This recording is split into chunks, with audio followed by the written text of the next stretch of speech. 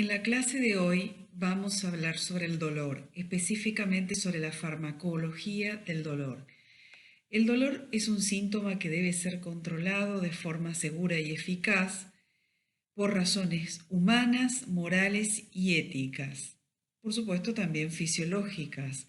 No tratarlo va a tener consecuencias tanto fisiológicas como psicológicas en el paciente y puede ser un motivo de más dolor en procedimientos futuros que se pueda llegar a realizar el mismo. En esta microclase vamos a ir desarrollando los siguientes aspectos. Primero vamos a ver la definición del dolor, luego vamos a hablar sobre la percepción del mismo y sus componentes, cuáles son los mecanismos de producción, vamos a hacer una breve descripción de los tipos de dolor para finalizar con los fármacos utilizados para su tratamiento. Una de las definiciones más aceptadas actualmente sobre el dolor dice que el dolor es una experiencia sensorial y emocional desagradable asociada a una lesión ística, real o potencial, o que se describe como ocasionado por dicha lesión. Esta definición supuso en su momento un cambio con respecto a las definiciones anteriores al introducir dos nuevos conceptos. En primer lugar, porque el dolor empieza a considerarse como una experiencia no solamente nociceptiva, es decir, de captación del dolor a nivel periférico, sino que también está integrada por otros componentes cognitivos, emocionales, es decir, componentes subjetivos, y en segundo lugar, porque puede producirse sin una causa somática que lo justifique. El dolor es la causa más frecuente o una de las más frecuentes en la consulta médica en el primer nivel de atención y a pesar de ello la mayoría de los pacientes no reciben un tratamiento adecuado. No es un diagnóstico, es un síntoma que puede ser normal o ser manifestación de una patología. Su descripción dependerá de dónde esté localizado, de la intensidad, de cómo impacta en la calidad de vida de las personas o de su significado en relación con un contexto social, cultural o económico.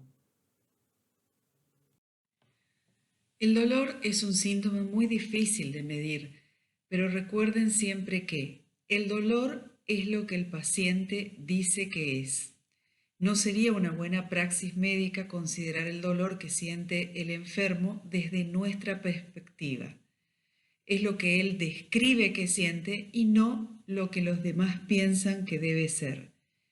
Menos ético aún es engañarle prescribiéndole, por ejemplo, placebos. Ustedes como futuros médicos no deben tratar el dolor solamente desde el punto estrictamente científico, ya que se trata de un fenómeno multidimensional. Es muy importante que tengan presente la dimensión cultural, social, las características psicológicas y espirituales del paciente. El dolor es un fenómeno multidimensional y es la causa más frecuente de consulta médica en el primer nivel de atención. A pesar de ello, la mayoría de los pacientes no reciben un tratamiento adecuado. No es un diagnóstico en sí, es un síntoma que puede ser normal o ser manifestación de una patología. Se asocia a un componente emocional que en ocasiones no se correlaciona con el daño objetivo, es decir, con el daño que tiene el paciente que nosotros podamos ver. Hay componentes personales que hacen que cada individuo viva el dolor físico a su manera y esa característica subjetiva está condicionada por su historia personal, sus valores y creencias. La relación entre el dolor y el daño físico entonces es muy variable y compleja. También existen cuestiones culturales muy importantes. Así, hay estudios que demuestran que el 65% de soldados lesionados seriamente en un campo de batalla y el 20% de la población que alguna vez en su vida pasó por un quirófano manifiestan que sintieron escaso, poco o ningún dolor luego de la intervención. En contraste con esto, tenemos que el 70% de las personas que dicen tener un dolor a nivel lumbar carecen de una lesión evidente. Esto quiere decir que a no todos les duele lo mismo ni de la misma manera. Hay personas que sienten dolores que se desprenden de lesiones específicas y otros que lo sienten aunque no tengan un problema físico evidente o detectable. En un principio se pensó que la experiencia de sentir el dolor simplemente estaba asociado a estímulos nerviosos desencadenados en el organismo. A partir de un estímulo nocivo se producía la transmisión fisiológica del dolor y luego la percepción sensorial del mismo. Sin embargo, hoy sabemos que existen dimensiones que tienen que ver con la esfera cognitiva del sujeto, con la esfera afectiva, y todo esto desencadena cambios conductuales, es decir, cambios del comportamiento, y esto en conjunto con la percepción corporal del dolor constituyen la experiencia dolorosa.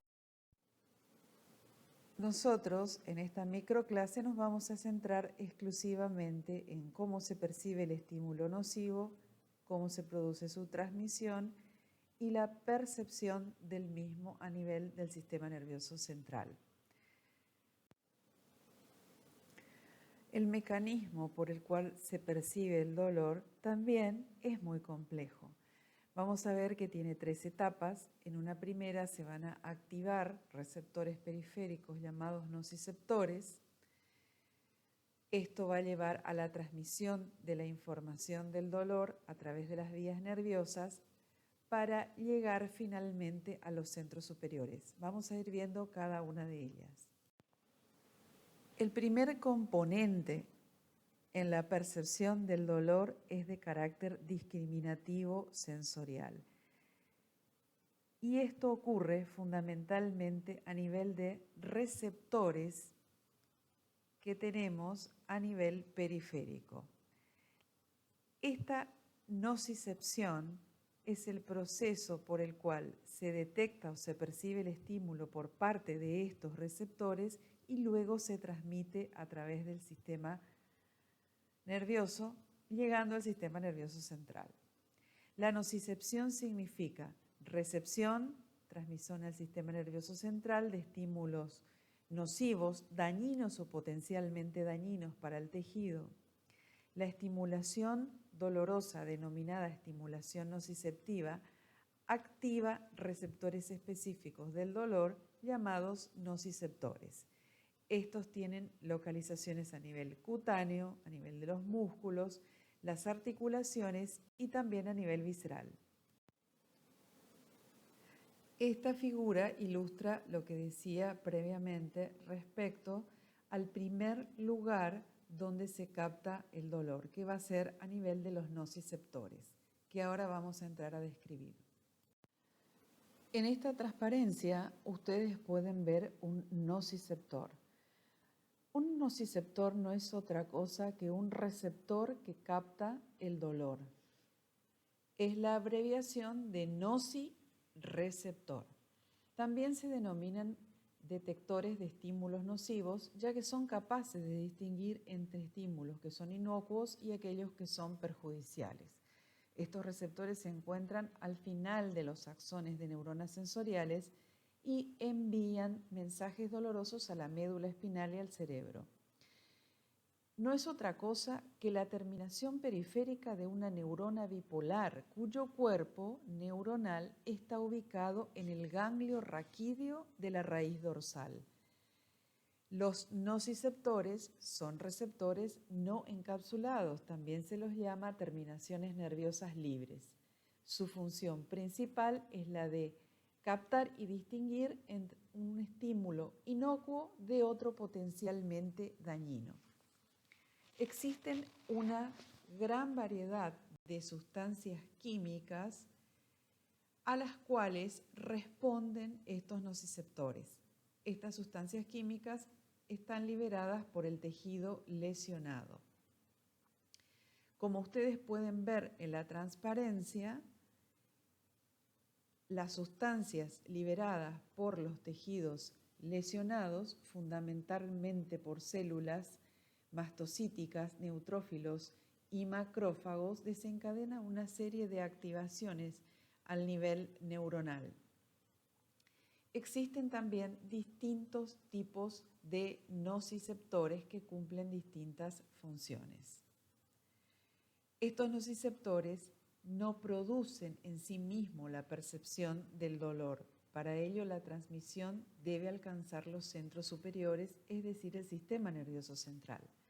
La velocidad a la cual transmita el dolor dependerá del diámetro de los axones y si están mielinizadas o no. Les recuerdo que la mielina es una sustancia que cubre los axones y facilita la conducción de los impulsos nerviosos, haciendo que estos vayan más deprisa. El dolor, por tanto, se relaciona con nociceptores o fibras de tipo A que son sensibles principalmente a las temperaturas extremas y a las presiones mecánicas. Sus acciones están cubiertas de mielina y llevan la información mucho más rápida que las fibras C que no lo tienen y que constituyen la mayoría de los axones. Acá ustedes pueden ver cómo estas sustancias que son liberadas por las células que nombré precedentemente, entre las que están las prostaglandinas, la histamina, la interleuquina, la bradiquinina y el glutamato, entre otras sustancias, van a activar a estos receptores. Esto es lo que les decía previamente. En esta transparencia ustedes pueden ver los estimulantes del nociceptor. El daño tisular inicial va a liberar sustancias químicas entonces que tienen capacidad algogénica, es decir, capacidad para producir dolor. En el entorno inmediato de las terminaciones periféricas de los nociceptores va a ocurrir esta liberación y estas sustancias, además de las que le nombré precedentemente, pueden ser iones de hidrógeno y de potasio, neurotransmisores que a este nivel actúan como autacoides, como sería el caso de la serotonina, aminas, quininas, el péptido o sustancia C, y algunas de estas sustancias excitan directamente la membrana del nociceptor, mientras que otras modulan su sensibilidad nociceptiva. La activación e inactivación de los mismos va a ser consecuencia de los flujos iónicos a través de sus membranas e implican cambios en la conductancia al sodio, al potasio y al calcio. Estos cambios son consecuencia de la apertura de canales asociados a receptores de membrana o al efecto sobre los mismos de la activación de cascadas de segundos mensajeros. Entonces, esta información nociceptiva captada a nivel periférico llega a la médula espinal y ahí va a sufrir un primer procesamiento por sistemas de control segmentarios que están formados por circuitos que son estrictamente espinales, es decir, neuronas que están ubicadas estrictamente a nivel espinal y también en parte por sistemas descendentes que son sistemas encéfaloespinales. A este nivel entonces se va a procesar el estímulo, se lo va a neuromodular y una vez procesada esta información a nivel espinal, va a acceder a centros superiores donde va a poner en marcha respuestas vegetativas, motoras y emocionales y se hace fundamentalmente consciente. Este es el momento en que vamos a empezar a sentir el dolor cuando llega al cerebro y en este camino que va recorriendo el impulso va sufriendo distintas modulaciones en diferentes estaciones de relevo, lo vamos a llamar así, que se ubican en diversas áreas del sistema nervioso central.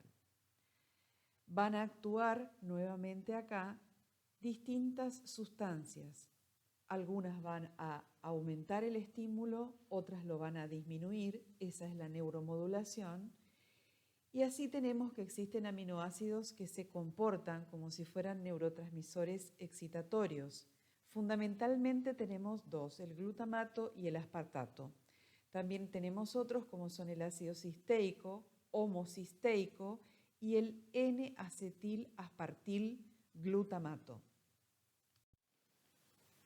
Así como vimos en la transparencia anterior que existen aminoácidos excitatorios, también tenemos a nivel medular receptores para sustancias endocannabinoides.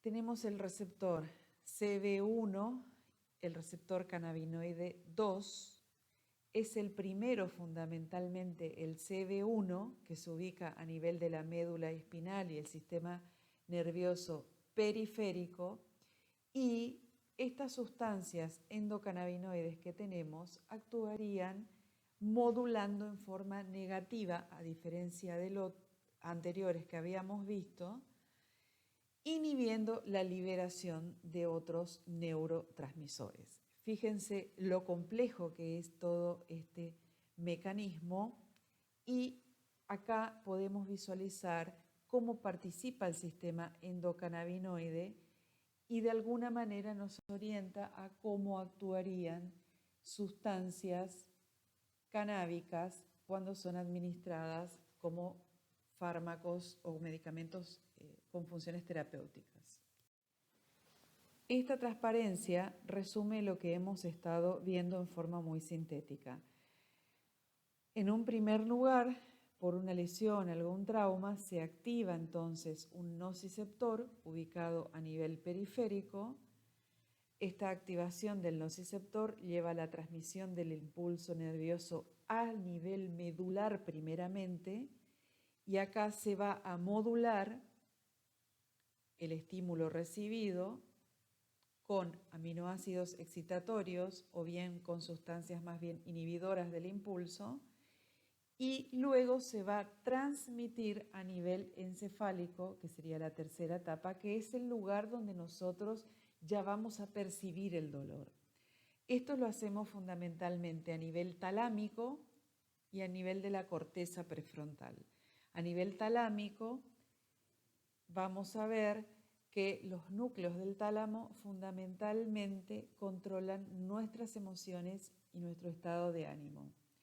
Por eso, las personas que están más ansiosas pueden ser, por ejemplo, más sensibles o percibir mucho más el dolor. De acuerdo a su fisiopatología, el dolor puede ser clasificado como nociceptivo o neuropático. Son totalmente distintos. El dolor nociceptivo es aquel que ocurre por una estimulación directa de los nociceptores localizados en los tejidos. Es una respuesta normal y fisiológica para la protección tisular. Es beneficioso para el organismo porque constituye un mecanismo de protección y defensa para evitar un mayor daño y ayudar en la reparación tisular y regeneración. A pesar de que pueda haber un periodo de dolor severo que se origina por irritación de las fibras sensitivas en el lugar donde ocurrió la injuria, y hay un periodo transitorio posterior de hiperalgesia secundaria, la reparación del área afectada se asocia con la resolución, es decir, con la desaparición del dolor. Vamos a ver que en este tipo de dolor las vías nerviosas involucradas están normales e intactas.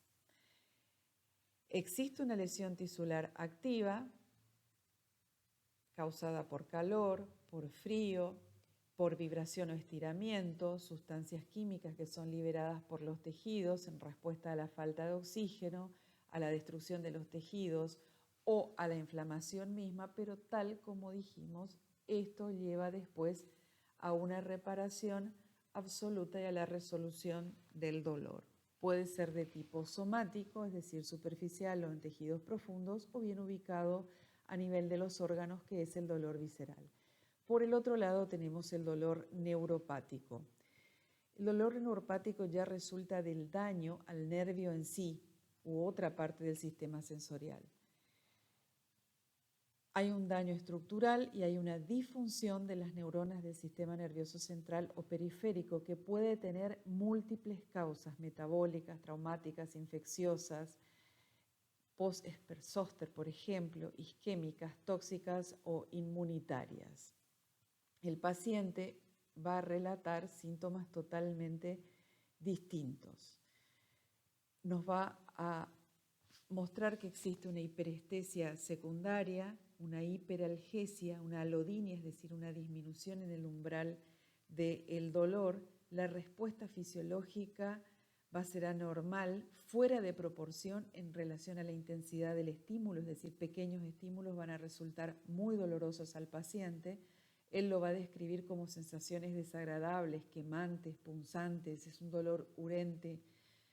También va a referir que puede tener hormigueo, tirantez, sensación de presión o bien prurito. También está asociado frecuentemente a cambios sensoriales como disestesias. Vamos a ver que para este tipo de dolor neuropático los antiinflamatorios no son útiles. Pareciera ser que el bloqueo nervioso con otras sustancias como anticonvulsivantes o antidepresivos puede ser bastante más útil.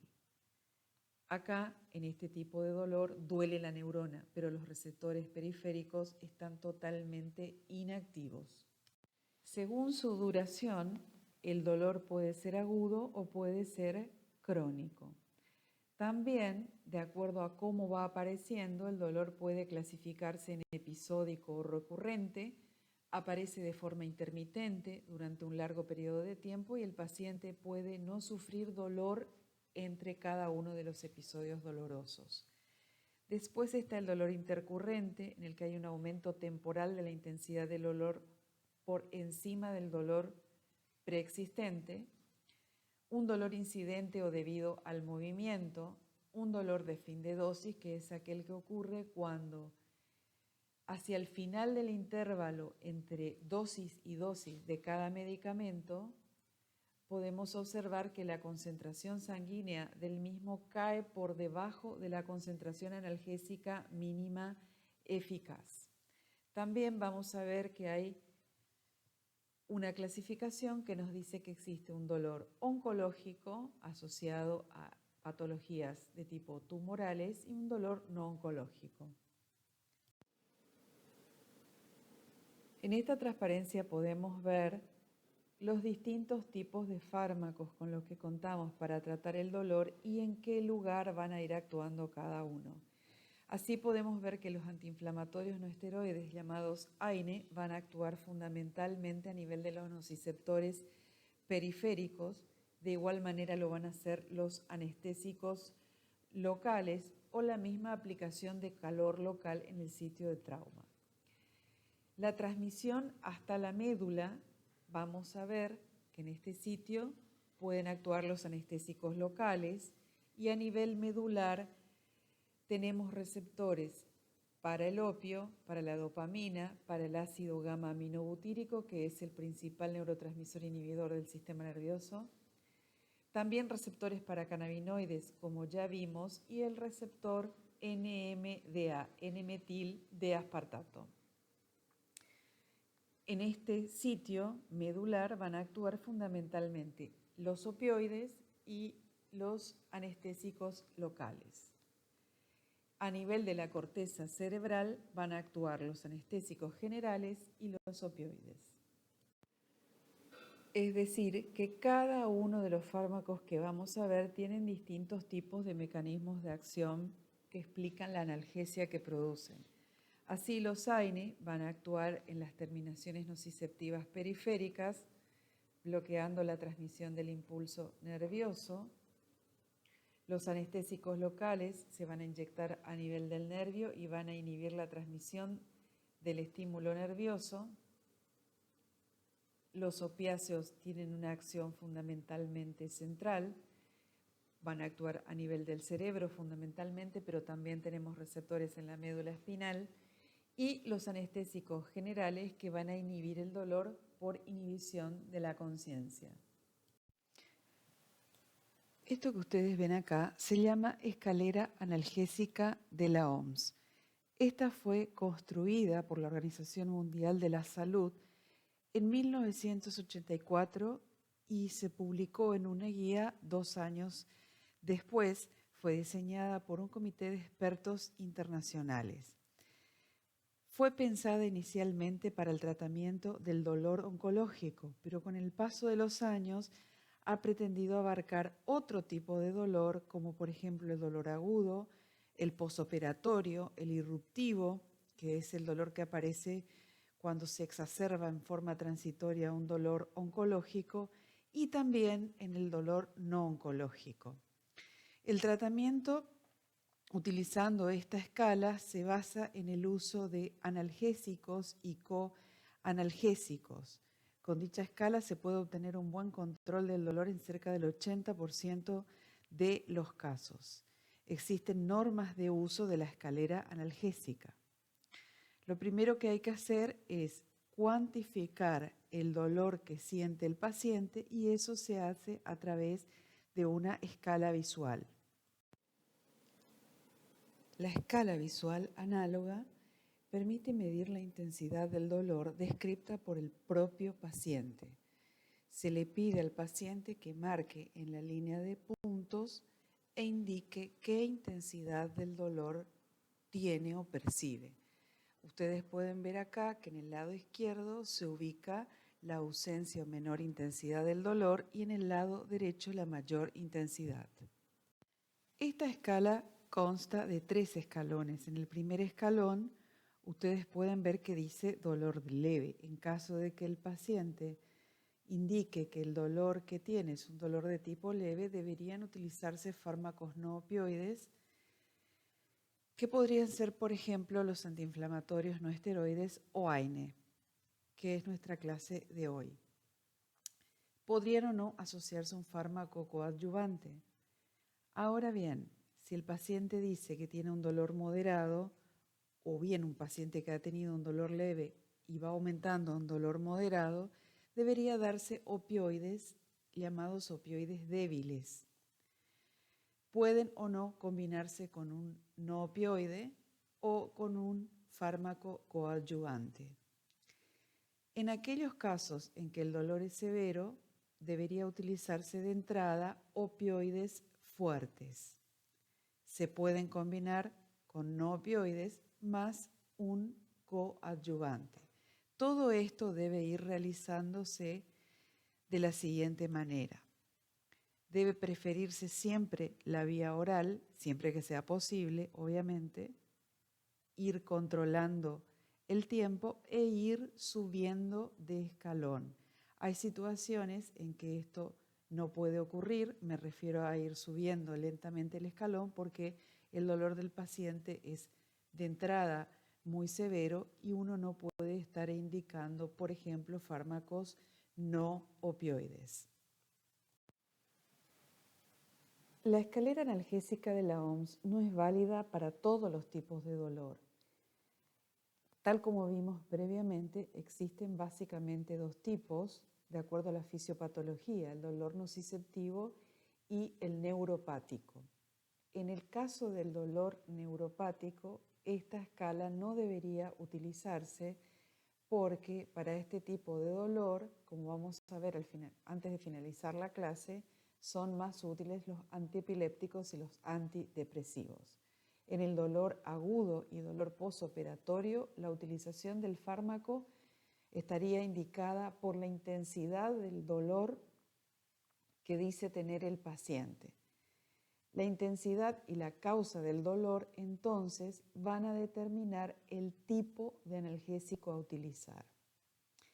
Esta escalera sí se mantiene válida para el dolor crónico, modificando o anulando el segundo escalón para el tratamiento del dolor de carácter oncológico y permitiendo en muchas ocasiones los 3 escalones en el dolor crónico no oncológico, pero en cualquier caso priorizando el fármaco siempre en función de la intensidad de dolor referida por el paciente y manejando los opioides fuertes si la intensidad del dolor así los establece, sin paso previo por AINES o por los opiáceos débiles.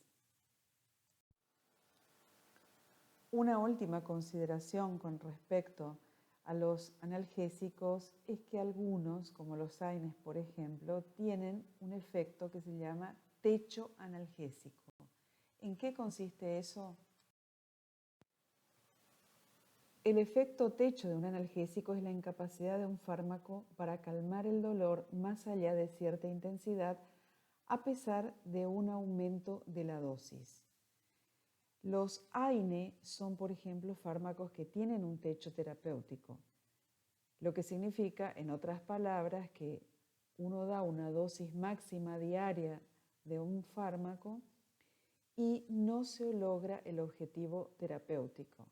Si se sigue aumentando, no se consigue un mayor efecto analgésico y sí puede aparecer toxicidad por las altas dosis y una falla en la adhesión de los pacientes a la terapéutica instituida. En este slide podemos ver los fármacos que pueden ser utilizados en el primer escalón. Tenemos los analgésicos no opioides, como el grupo de los AINE, el paracetamol. En el segundo escalón están los opioides débiles, como el tramadol, la codeína y la dihidrocodeína. Y en el tercer escalón tenemos los opioides potentes, como la morfina, el fentanilo, la oxicodona, la metadona y la buprenorfina. Los fármacos del segundo y del tercer escalón pueden asociarse en determinadas circunstancias con los del primer escalón. Los coadyuvantes pueden utilizarse en cualquier escalón según la situación clínica y por sobre todo la causa específica del dolor del paciente. Finalmente vamos a ver los fármacos coadyuvantes.